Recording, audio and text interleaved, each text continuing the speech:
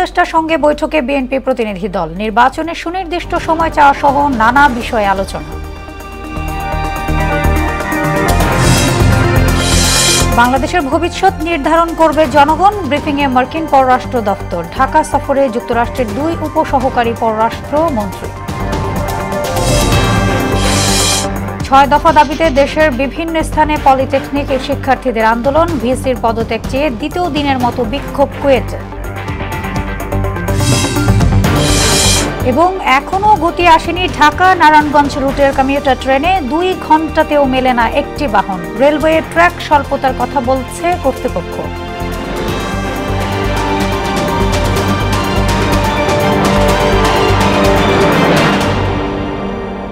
আসসালামু আলাইকুম, সবাইকে মোহনা সংবাদে স্বাগত। শুনছিলেন শিরোনাম, আর পুরোটা সংবাদ জুড়ে আছি আমি সোনিয়া ইসলাম। এবার বিস্তারিত। প্রধান উপদেষ্টা প্রফেসর মোহাম্মদ ইউনূসের সঙ্গে সাক্ষাৎ করতে রাষ্ট্রীয় অতিথি ভবন যমুনায় গেছেন বিএনপির 7 সদস্যের প্রতিনিধি দল। দুপুর 12টার দিকে সেখানে যান তারা। বিএনপির প্রতিনিধি দলের নেতৃত্ব দিচ্ছেন দলটির মহাসচিব মির্জা ফখরুল ইসলাম আলমগীর। আছেন বিএনপির স্থায়ী কমিটির সদস্য নজরুল ইসলাম খান ও মির্জা আব্বাসও। নির্বাচনের রোডম্যাপ ছাড়াও বিভিন্ন বিষয়ে প্রধান উপদেষ্টার সঙ্গে আলোচনা করবে বিএনপি।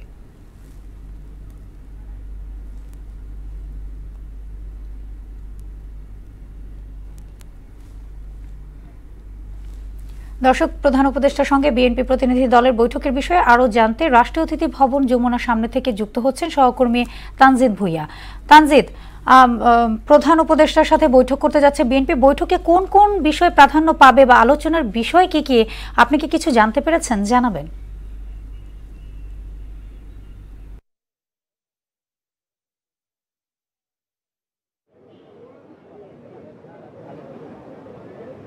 জি ধন্যবাদ। আপনি এর মধ্যে জানেন যে বিএনপির যে 7 সদস্যের প্রতিনিধি দল কিন্তু এর মধ্যে যমুনায় যে প্রধান উপদেষ্টা অন্তর্বর্তীকালীন যে প্রধান উপদেষ্টা ডক্টর মোহাম্মদ ইউনূস ওনার সঙ্গে বৈঠকে বসেছেন দুপুর 12টায়। তার আগে কিন্তু সকাল 11:30টায় বিএনপির স্থায়ী কমিটির সদস্য মির্জা আব্বাস, তারপর বিএনপির স্থায়ী কমিটির সদস্য ইকবাল হাসান মাহমুদ টুকু এবং সালাউদ্দিন আহমেদ সহ জমিরুদ্দিন সরকার সহ আমির খসরু মাহমুদ স্থায়ী কমিটির সদস্য, ওনারা কিন্তু যে প্রধান উপদেষ্টা অন্তর্বর্তীকালীন সরকার প্রধান উপদেষ্টা ডক্টর মোহাম্মদ ইউনূস ওনার সঙ্গে বৈঠকে বসেছেন। এবং আরেকটি বিষয় জানিয়ে রাখি যে নির্বাচনের যে সুনির্দিষ্ট রোডম্যাপ, যে নির্বাচন নিয়ে ধোঁয়াশা এবং সেই বিষয়টি কিন্তু প্রাধান্য পাবে এবং কত দ্রুত নির্বাচন দেয়া যায় সেই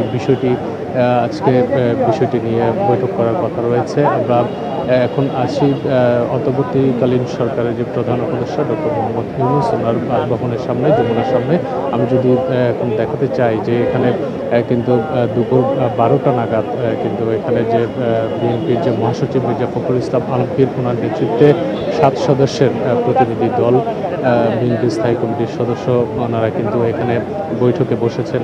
এবং যেই ডিসেম্বরের মধ্যেই বিএনপি চাচ্ছে যে সবসময় ডিসেম্বরের মধ্যেই যেন নির্বাচন অনুষ্ঠিত হয় এবং তার আগেই নির্বাচনের তফসিল সহ নির্বাচনী যেই বিষয়গুলো রয়েছে সেই বিষয়গুলো নিয়ে যেন দ্রুতই ডিসেম্বরের মধ্যেই নির্বাচন একটি সুষ্ঠু এবং অবাধ নিরপেক্ষ নির্বাচন অনুষ্ঠানে কিন্তু বিএনপি সবসময় দাবি জানিয়ে আসছে। এবং আরেকটি বিষয় জানিয়ে রাখি, যেই জনগণের মধ্যে এবং যেই বিএনপি নেতাকর্মী সহ সবার মধ্যে যেই ধোঁয়াশা, যে সুনির্দিষ্ট নির্বাচনের রোডম্যাপ, যে কবে নাগাদ নির্বাচন হতে পারে এবং কবে নাগাদ নির্বাচনের তফসিল ঘোষণা হতে পারে, সেই বিষয়গুলো কিন্তু প্রাধান্য পাবে। এবং আরেকটি বিষয় যে জানিয়ে রাখি যে এখানে যে বিএনপির স্থায়ী কমিটির সদস্য সহ বিএনপির মহাসচিব মির্জা ফখরুল ইসলাম আলমগীর ওনারা এখানে এসেছেন এবং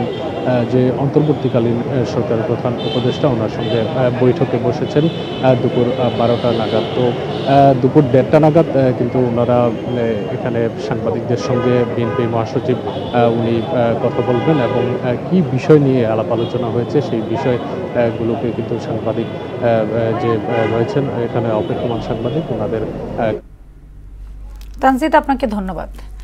বাংলাদেশের সামনে অনেক চ্যালেঞ্জ রয়েছে, যা মোকাবেলায় দেশটির জনগণের ভূমিকা সবচেয়ে গুরুত্বপূর্ণ বলে জানিয়েছেন মার্কিন পররাষ্ট্র দপ্তরের মুখপাত্র ট্যামি ব্রুস। স্থানীয় সময় মঙ্গলবার ওয়াশিংটন ডিসিতে মার্কিন পররাষ্ট্র দপ্তরের নিয়মিত ব্রিফিংয়ে এসব কথা বলেন তিনি। ঢাকায় সাম্প্রতিক প্রতিবাদ, বিক্ষোভ, ওসামা বিন লাদেনের ছবি প্রদর্শন এবং মার্কিন ব্র্যান্ড কোকাকোলা ও কেএফসির বিরুদ্ধে অ্যান্টিসেমিটিক প্রচারণা নিয়ে প্রশ্ন তোলেন সাংবাদিকরা। জবাবে ট্যামি ব্রুস বলেন, বাংলাদেশের পরিস্থিতি নিয়ে তারা সচেতন এবং বিষয়গুলো অত্যন্ত গুরুত্ব সহকারে বিবেচনা করা হচ্ছে, যদিও এসব পরিস্থিতি বাংলাদেশের স্থানীয় কর্তৃপক্ষের এখতিয়ারেই পড়ে। Ultimately, the future of Bangladesh is going to be decided by the Bangladeshi people. They're facing what you've been describing for some, and in others that, of course, we've seen the reports as well. And elections matter. We know, I don't want it to sound trite here, but it's true. Democracy matters, and actions by people matter to confront issues that might, in fact, as we've seen over the last 20, 25 years, destroy their lives. It's pretty clear what the choices are for many nations on this planet. 3 দিনের সফরে ঢাকা এসেছেন যুক্তরাষ্ট্রের দক্ষিণ ও central Asia ব্যুরোর deputy assistant secretary Nicole আনচুলিক। এছাড়া বিকেলে আসবেন যুক্তরাষ্ট্রের পূর্ব এশিয়া ও প্রশান্ত মহাসাগরীয় অঞ্চল বিষয়ক উপসহকারী পররাষ্ট্রমন্ত্রী অ্যান্ড্রু হেরপ। ট্রাম্প দায়িত্ব নেওয়ার পর এটি হতে যাচ্ছে যুক্তরাষ্ট্রের জ্যেষ্ঠ পর্যায়ের প্রথম প্রতিনিধি দলের সফর। এই সফরে বাংলাদেশের সংস্কার ও গণতান্ত্রিক উত্তরণ, ট্রাম্পের পাল্টা শুল্ক আরোপ, রোহিঙ্গা সংকটে সহায়তা এবং মিয়ানমারের পরিস্থিতি সহ ঢাকা ওয়াশিংটন সম্পর্কের নানা বিষয়ে আলোচনা হবে। বেসরকারি পলিটেকনিকে ল্যাব সুবিধা ও ইন্ডাস্ট্রিয়াল অ্যাটাচমেন্টের অর্থ প্রদান সহ 6 দফা দাবিতে দেশের বিভিন্ন জায়গায় আন্দোলনে নেমেছে কারিগরি ইনস্টিটিউটের শিক্ষার্থীরা। সকালে রাজধানীর 7 রাস্তা মোড় অবরোধ করে বিক্ষোভ হয়। এছাড়া সিলেটের প্রবেশপথে চণ্ডীপুর পয়েন্টে অবস্থান নেয় সেখানকার পলিটেকনিক ইনস্টিটিউটের শিক্ষার্থীরা। সরকারি, বেসরকারি পলিটেকনিক ইনস্টিটিউট ও কারিগরি শিক্ষা বোর্ডের আওতাভুক্ত শিক্ষার্থীদের জোট কারিগরি ছাত্র আন্দোলনের ব্যানারে চলছে এই কর্মসূচি। দাবি পূরণ না হলে কঠোর আন্দোলনের হুঁশিয়ারি দেন বিক্ষোভকারীরা। দর্শক, পলিটেকনিক শিক্ষার্থীদের আন্দোলনের খবর জানতে রাজধানীর 7 রাস্তা মোড় থেকে যুক্ত হচ্ছেন সহকর্মী মুনতাসির মামুন। মুনতাসির, 7 রাস্তায় আন্দোলনের আপনি তো সেখানে আছেন, ছাত্রছাত্রীরা আন্দোলন করছেন, আন্দোলনের সবশেষ পরিস্থিতি কি আর শিক্ষার্থীরাই বা কি বলছেন এই বিষয়ে জানাবেন।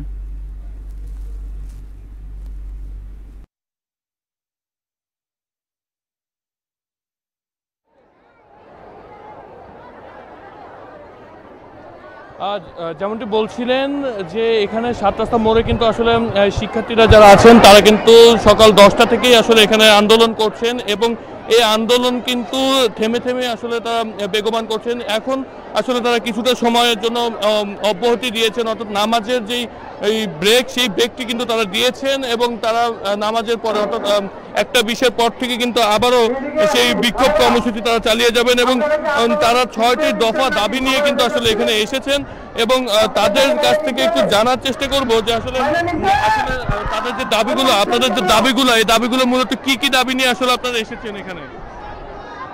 এবং যখনই তাদের কাছে গণমাধ্যম কর্মী জিজ্ঞাসা করছে, অনেকেই কিন্তু আসলে গণমাধ্যমের সামনে কথা বলতে যাচ্ছে না। অনেকে বলছেন যে আসলে পারিবারিক সমস্যার কথা, যে আসলে এই গণমাধ্যমে কথা বলে পরিবার থেকে কিছু চাপ আসতে পারে বলেও কিন্তু আসলে তারা বলছেন। এবং যদি একটু বলার চেষ্টা করি যে আসলে সময় করার সাথে সাথে কিন্তু তাদের যে আন্দোলন, সেই আন্দোলনের কিন্তু তীব্রতা বাড়ছে এবং এই মুহূর্তে কিছুক্ষণ আগেই কিন্তু আসলে এখানে ঘটনাস্থলে সেনাবাহিনী এসেছেন এবং সেনাবাহিনী এসে কিন্তু ঘটনাস্থল পরিদর্শন করে কিন্তু আসলে তাদেরকে আশ্বস্ত করার চেষ্টা করছেন এবং কিছু সময়ের জন্য কিন্তু তারা এখানে ঘটনাটি অর্থাৎ যে আন্দোলন, সেই আন্দোলনটি কিন্তু বন্ধ রাখার চেষ্টা করছেন এবং 1:20-এ কিন্তু আবারও সেই আন্দোলন তারা চালিয়ে যাবেন, অর্থাৎ নামাজের বিরতির জন্য কিন্তু আসলে তারা এই মুহূর্তে কিছুটা সময়ের জন্য এই আন্দোলনটি অব্যাহত রেখেছেন এবং রাস্তা অবরোধ করে রেখেছেন। তাদের যে দাবি সেই দাবিগুলো কিন্তু তারা কিন্তু তুলে ধরছেন এবং যদি আপনাদেরকে একটু বলার চেষ্টা করি যে এই যে আন্দোলন, সেই আন্দোলন কিন্তু সারা বাংলাদেশ ব্যাপী প্রত্যেকটি পলিটেকনিকে যারা রয়েছেন স্টুডেন্ট তারাই কিন্তু করছেন। তো এই ছিল আমার কাছে 7 রাস্তা মোড় থেকে সর্বশেষ। মুনতাসির, আপনাকে ধন্যবাদ। এবার চলে যাচ্ছি সিলেট পলিটেকনিক্যাল আন্দোলনের খবর জানবো। সেখানে আছেন সহকর্মী শিপার চৌধুরী। শিপার, আপনি তো সিলেট পলিটেকনিক শিক্ষার্থীদের আন্দোলনে সেখানে আছেন। আন্দোলনের আসলে সবশেষ তথ্য কি আছে আপনার কাছে, কি বা বলছেই তারা, জানাবেন।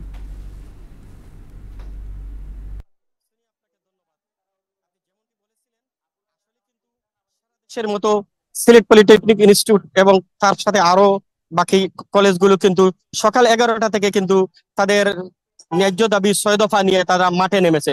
তো আসলে আমরা দেখেছি সকালে 11টা তারা তাদের পলিটেকনিক ইনস্টিটিউট থেকে সিলেটের চন্ডিরপুর পয়েন্টে এসে তারা অবস্থান নিয়েছে। আর তাদের অবস্থান নেওয়ার মূল কারণ হলো যে তারা দীর্ঘদিন থেকে কিন্তু তারা 6টি দফা দাবি নিয়ে সরকারের কাছে আসছে। গেল 18 তারিখ নাকি 6 দফার মধ্যে এই যে তাদের এই যে 30%-এর জন্য করা হয়েছে, ওই যে হাইকোর্টের রায় হয়েছে, কিন্তু এই হাইকোর্টের রায়টা বাতিল করার জন্য তারা দাবি করছে। এখানে কিন্তু ওই যে সাধারণ ডিপার্টমেন্ট থেকে তাদের ক্রাফটে যারা এসে করছে, জব করছে, এরা কিন্তু আসলে এই যে ল্যাব সংক্রান্ত অনেকটুকু তারা ধারণা নেই, এই জন্য কিন্তু তাতে কিন্তু তাদের অনেক অনেক সমস্যা হয়। তো এই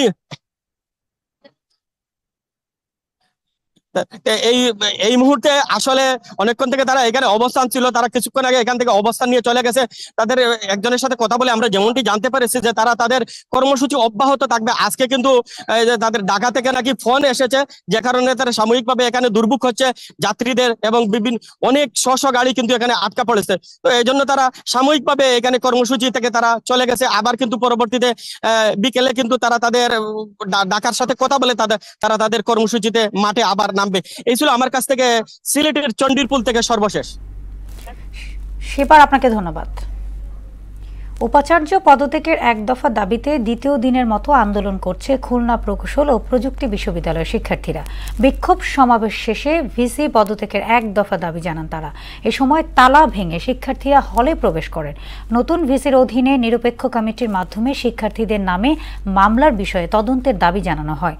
শহীদুল হাসান প্রতিবেদন, জানাচ্ছেন তাহসিন তারিন। গত 18 ফেব্রুয়ারি কুয়েটের সাধারণ শিক্ষার্থীদের ওপর হামলার সুষ্ঠু বিচার ও নিরাপত্তা নিশ্চিতকরণ এবং উপাচার্যের পদত্যাগ সহ 6 দফা দাবিতে আন্দোলনে নামেন শিক্ষার্থীরা। আন্দোলনের মুখে 26 ফেব্রুয়ারি প্রশাসন বিশ্ববিদ্যালয় অনির্দিষ্টকালের জন্য বন্ধ ঘোষণা করে শিক্ষার্থীদের হল থেকে বাধ্য করেন। তবে শিক্ষার্থীরা 13 এপ্রিল ফের ক্যাম্পাসে ফিরে হল খুলে দেওয়ার দাবি জানান। আমাদের ভিসি স্যার তিনি যে কার্যক্রম নিচ্ছেন সম্পূর্ণ হচ্ছে আমাদের বিরোধী। সো আলটিমেটলি তাকে যে অবাঞ্ছিত ঘোষণা করা হচ্ছে সেটাও চলমানই আছে। প্রথম দাবিটা এখন হচ্ছে যে আপাতত হচ্ছে আগে আমরা হলগুলোকে আগে খুলবো। আমরা এই হলগুলো আমাদের ঘরের মতো, আমরা আগে আমাদের হলে ব্যাক করবো। অতি দ্রুত আমাদের হল খুলে দিতে হবে এবং যে বৈষম্যমূলক বহিষ্কার আদেশ দেওয়া হয়েছে এখান থেকে আমাদের যারা সাধারণ শিক্ষার্থী এবং আন্দোলনকারী তাদের নাম বাদ দিতে হবে। হল খুলে না দেয়ায় একটানা 2 দিন প্রশাসনিক ভবনের সামনে অবস্থান করেন তারা। তবে বিশ্ববিদ্যালয় কর্তৃপক্ষ 2 মে আবাসিক হল খোলার এবং 4 মে একাডেমিক কার্যক্রম খোলার ঘোষণা দেন। শিক্ষার্থীরা প্রশাসনের এইসব সিদ্ধান্তকে নাকচ করে হলের তালা ভেঙে হলে প্রবেশ করেন। 6 দফা দাবি থেকে তারা এখন ভিসি পদত্যাগের এক দফা দাবি জানান। আমরা 6 দফা থেকে এক দফা ঘোষণা করছি। এই ভিসিকে অপসারণ আমাদের একমাত্র দাবি। একই সাথে নতুন ভিসির অধীনে নিরপেক্ষ তদন্ত কমিটির মাধ্যমে নিরপেক্ষ তদন্তের দাবি জানাচ্ছে। শিক্ষার্থীদের হলে প্রবেশ করা বেআইনি হয়েছে এবং পদত্যাগের বিষয়ে বিশ্ববিদ্যালয়ের সিন্ডিকেট সিদ্ধান্ত নেবেন বলে জানান উপাচার্য অধ্যাপক মোহাম্মদ মাসুদ। ছাত্রদেরকে কোনো কিছুতে ফোর্স অ্যাপ্লাই করি না, আমি জোর করি না কোনো কিছুতে। যেহেতু জোর করি না, এখন যদি ওরা ওইটা করে এটা কাজটা বেআইনি হবে। সিন্ডিকেট যেহেতু এই তদন্ত কমিটি করেছিল, তাই তদন্ত কমিটি তাদের রিপোর্ট সিন্ডিকেটে দিয়েছে, সিন্ডিকেটে জমা দিয়েছে। ইভেন আমিও নেইনি রিপোর্ট, ওইখানে সিলগালা করা অবস্থা তারা জমা দিয়েছে। শুধু কুয়েট নয়, আন্দোলনের ঢেউ পৌঁছেছে দেশের অন্যান্য প্রতিষ্ঠানেও। তাহসিন তারিন, মোহনা সংবাদ। দর্শক, কুয়েট পরিস্থিতি জানাতে আমাদের সঙ্গে যুক্ত হচ্ছেন সহকর্মী শহীদুল হাসান। শহীদুল, এক দফা দাবি আদায়ে শিক্ষার্থীরা কি ধরনের কর্মসূচি পালন করছেন, আপনার কাছে কি তথ্য আছে জানাবেন।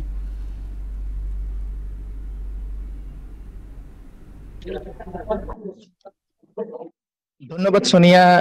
কুয়েটের শিক্ষার্থীরা এক দফা দাবিতে আজকে সকাল থেকেই তারা বিক্ষোভ এবং মিছিল কর্মসূচি করেছে এবং তারা বলছে যে যত সময় পর্যন্ত তাদের এই এক দফা দাবি, অর্থাৎ কুয়েটের যে বর্তমান ভিসি রয়েছেন মোহাম্মদ মাসুদের পদত্যাগ না হবে তত পর্যন্ত তারা এই আন্দোলন চালিয়ে যাবেন। এবং তারা দফায় দফায় এখানে বিক্ষোভ মিছিল শেষে তারা এবং বক্তৃতাও দিয়েছেন, তারা কথা বলেছেন সাংবাদিকদের সাথে এবং তারা জানিয়েছেন আমরা এই এক দফা দাবি চালিয়ে যাব এবং এই এক দফা দাবি না মানলে তারা এই আন্দোলন চালিয়ে যাবে। আমরা এখন এই বিষয়ে দাবির বিষয়ে আমরা স্টুডেন্ট প্রতিনিধিদের সাথে একটু কথা বলছি। আপনাদের দাবিটা কি এখন এবং না হলে কি হবে? দেখুন, আমাদের দাবি 6 দফা ছিল, আমরা 6 দফা নিয়েই কন্টিনিউ করছিলাম, কিন্তু আমরা 13 তারিখে এখানে এসে অবস্থান কর্মসূচি করছি এবং আমরা চাইছিলাম যে স্যার আমাদের শিক্ষকরা আমাদের হল খুলে দেওয়ার ব্যবস্থা করে, কিন্তু তারা দিইনি। আমরা 3 দিন এবং 2 রাত এরকম খোলা মাঠের নিচে অবস্থান করছি, মশার কামড় খাইছি। যেখানে আমাদের কুয়েটে 5 মিনিট এরকম মশার জ্বালায় টিকে থাকা কষ্টকর, সেখানে আমরা খোলা মাঠে অবস্থান করছি। এত কষ্টের পরেও কোনো শিক্ষক আমাদের সাথে দেখা করতে আসেনি। পরবর্তীতে আমরা শিক্ষকদের কাছেও দরখাস্ত করছি, শিক্ষকদের কাছে গিয়ে অনুরোধ করছি যাতে আমাদের হল খুলে দিক। যখন দিইনি তখন আমাদের শিক্ষার্থীরা তাদের এক দফা ঘোষণা করছে এবং হলগুলো ভেঙে হলে অবস্থান করছে এবং হলের তালা ভেঙে। এবং এক দফার ভিতরে আমাদের এখন একটাই দফা, এক দাবি কুয়েট ভিসির পদত্যাগ। এখন যে আপনারা দেখতে পাচ্ছেন যে আমাদের বিভিন্ন ভাবে বলা হচ্ছে যে শিক্ষক কর্মকর্তা কর্মচারীদের মিছিল করা হচ্ছে। এই মিছিল যে লিড দিচ্ছে এমদাদ মোড়ল, সে মূলত একজন বিএনপির কর্মী, বিএনপির সংগঠনের মানে পদধারী নেতা। কিন্তু যেখানে 2003 সালের অ্যাক্টে এটা স্পষ্ট বলা আছে যে কোনো কর্মচারী, যে শিক্ষার্থীদেরটা না থাকলেও শিক্ষক এবং কর্মকর্তাদেরটা স্পষ্ট ভাবে আছে যে কোনোভাবে কোনো শিক্ষক কর্মচারী কোনোভাবে রাজনীতির সাথে সম্পৃক্ত থাকতে পারবে না। কিন্তু তা থাকা সত্ত্বেও এইখানে একজন পদধারী নেতা, স্বেচ্ছাসেবক দলের খানজাহান আলী থানার স্বেচ্ছাসেবক দলের সাধারণ সম্পাদক, যিনি এখন পরিচালনা করতেছে, তাছাড়া বাচ্চাদের দিয়ে অবস্থানটা হয়েছে। আপনারা পারলে দেখতে পারেন, আমি একটা জিনিস দেখাই, 1 মিনিট। এই স্টুডেন্টরা এই দাবির কথা বলছিলেন এবং আমরা যেটা অন্যদিকে যেটা দেখলাম যে কুয়েটের যে কর্মচারীরা আছেন তারা বিক্ষোভ এবং মানববন্ধন করছেন। তারা বলছেন যে কুয়েটের স্টুডেন্টরা ভিসির পদত্যাগের যে অবৈধ দাবি তুলেছেন সেই দাবির তারা বিরোধিতা করে তারা বিক্ষোভ সমাবেশ করছে এদিকে কর্মচারী এবং শিক্ষক কর্মকর্তারা। সোনি, এই ছিল সর্বশেষ পরিস্থিতি কুয়েট থেকে। শহীদুল, আপনাকে ধন্যবাদ। ঢাকা নারায়ণগঞ্জ রুটে কমিউটার ট্রেন চলাচলের কথা রাখেনি রেল কর্তৃপক্ষ। কাগজে কলমে ঘন্টার পরে 2টি করে ট্রেন ছাড়ার কথা থাকলেও বাস্তবতা একেবারেই ভিন্ন। যাত্রীদের অভিযোগ 1.5 থেকে 2 ঘন্টাতেও মেলে না একটি ট্রেন। কর্তৃপক্ষ বলছে রেলওয়ে ট্র্যাক স্বল্পতার কারণে ট্রেনের সংখ্যা বাড়ানো সম্ভব হচ্ছে না। মাহবুব হাসান রিপনের বিস্তারিত প্রতিবেদন। গেল 26 মার্চ ঢাকা নারায়ণগঞ্জ রুটে মেট্রো রেলের আদলে চালু হয় কমিউটার ট্রেন সার্ভিস। পুরাতন কোচ সংস্কার করে নতুন এই সেবা চালুর উদ্দেশ্য অধিক যাত্রী পরিবহন। তবে সেবা চালুর 20 দিন যেতে না যেতেই প্রশ্ন উঠেছে প্রতিশ্রুতি ও মান নিয়ে। কাগজে কলমে এই রুটে 16 জোড়া ট্রেন চলা সহ ঘন্টায় গড়ে 2টি করে ট্রেন ছাড়ার কথা। তবে যাত্রীদের অভিযোগ ট্রেনের জন্য অপেক্ষা করতে হয় 1.5 থেকে 2 ঘন্টা। এখানে স্টেশনে দেখা যাচ্ছে যে প্রায় সময় 1.5 ঘন্টা 2 ঘন্টা বসে থাকতে লাগে। এই গ্যাপটার জন্য আমাদের অনেক অসুবিধা হচ্ছে। ট্রেনের শিডিউল ঠিক রাখে না, আর মনে ইচ্ছা মত চালায়, ঠিক আছে, এই ঘন্টার পর ঘন্টা বসায় রাখে। এটা আমাদের জন্য পর্যাপ্ত না। প্রতি হাফ অ্যান আওয়ারে যদি একটা ট্রেন থাকতো তাহলে জনগণের সুবিধা হতো আর কি। মেট্রো রেলের আদলে করা কমিউটার ট্রেনে নারী যাত্রীদের জন্য আলাদা কোচ বরাদ্দ করা হয়। তবে সরেজমিনে দেখা যায় নিয়মের তোয়াক্কা না করে পুরুষরাও দেদারসে সওয়ার হচ্ছেন সেই কোচে। ঠিক আছে মহিলাদের জন্য, হ্যাঁ, কিন্তু ছেলে মেয়ে সবাই বসে এখানে, অসুবিধা হয় না। কি করবেন, মানে অন্য জায়গায় সিট পায় না, ওই জন্য বসে। জায়গা নাই তো ভাই, লিখে এখানে বসছি ভাই। না ভাই, না ভাই, না। সেবার মান নিয়ে যাত্রীদের অভিযোগ অস্বীকার করেছেন ঢাকা রেলওয়ে স্টেশন ম্যানেজার। প্রতিদিন নিয়মিত চলতেছে এবং সঠিক সময় যাচ্ছে, সঠিক সময় আসতেছে এবং যাত্রীরা এই সার্ভিস গ্রহণ করে অনেক সন্তুষ্ট। Peak hour off peak hour আছে আমাদের। পিক আওয়ারে আপনার আধা ঘন্টা পরেও ট্রেন আছে, আর অফ পিক আওয়ারে একটু গ্যাপ হয়। রেলওয়ে ট্র্যাক ও ট্রেন স্বল্পতার কথা স্বীকার করে বিভাগীয় রেলওয়ে ব্যবস্থাপক বলেন, ডাবল লাইন প্রকল্পের কাজ শেষ হলে বাড়ানো হবে ট্রেনের সংখ্যা। নারায়ণগঞ্জের যে আমাদের ডিমান্ড, অত্যন্ত হাই ডিমান্ড আছে আমাদের, কিন্তু আমরা আমাদের সীমাবদ্ধতার কারণে চালাতে পারছিলাম না। যখন ডাবল লাইন হয়ে যাবে তখন একটা লাইনে যাবে নারায়ণগঞ্জ, আর একটা লাইনে ট্রেন আসবে, তখন আপনি খুব অল্প সময়ে মানুষজন ঢাকা চলে আসতে পারে।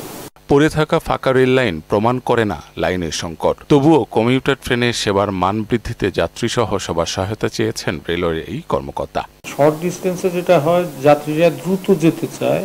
মাহবুব হাসান রিপন, মোহনা সংবাদ, ঢাকা।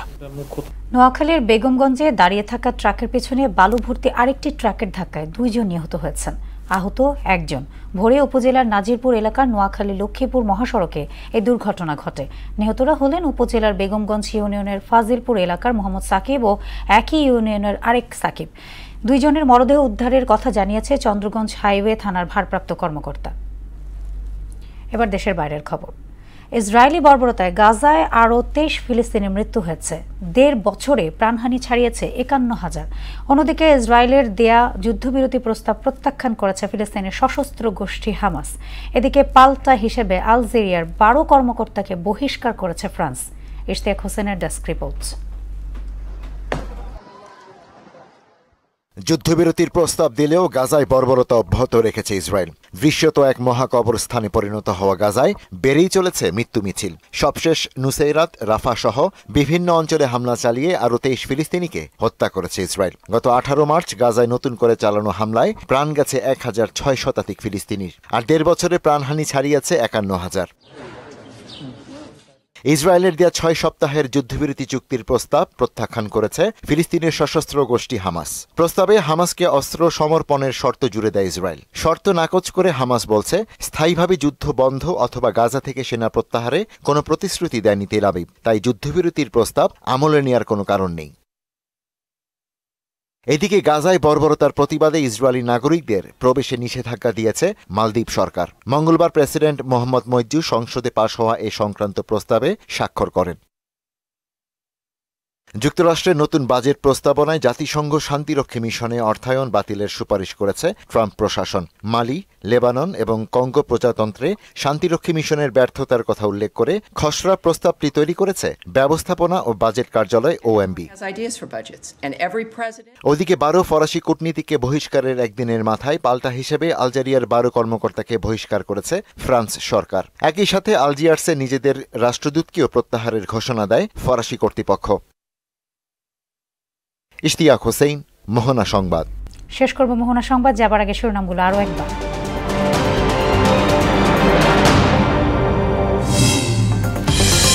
প্রধান উপদেষ্টার সঙ্গে বৈঠকে বিএনপির প্রতিনিধি দল, নির্বাচনের সুনির্দিষ্ট সময় চাওয়া সহ নানা বিষয়ে আলোচনা। বাংলাদেশের ভবিষ্যৎ নির্ধারণ করবে জনগণ, ব্রিফিংয়ে মার্কিন পররাষ্ট্র দপ্তর। ঢাকা সফরে যুক্তরাষ্ট্রের 2 উপসহকারী পররাষ্ট্রমন্ত্রী। 6 দফা দাবিতে দেশের বিভিন্ন স্থানে পলিটেকনিক শিক্ষার্থীদের আন্দোলন। ভিসির পদত্যাগ চেয়ে 2য় দিনের মতো বিক্ষোভ কুয়েটে। এবং এখনো গতি আসেনি ঢাকা নারায়ণগঞ্জ রুটের কমিউটার ট্রেনে। 2 ঘন্টাতেও মেলে না একটি বাহন। রেলওয়ে ট্র্যাক স্বল্পতার কথা বলছে কর্তৃপক্ষ। এই ছিল মোহনা সংবাদে। পরবর্তী সংবাদ বিকেল 5:30টায়। এর আগে বিকেল 3টায় দেখবেন সংবাদে এক নজর। মোহনার সবশেষ খবর জানতে ভিজিট করুন www.mohana.tv। সংবাদ দেখতে পারেন ফেসবুক, ইউটিউবে। এতক্ষণ সঙ্গে থাকার জন্য ধন্যবাদ সবাইকে।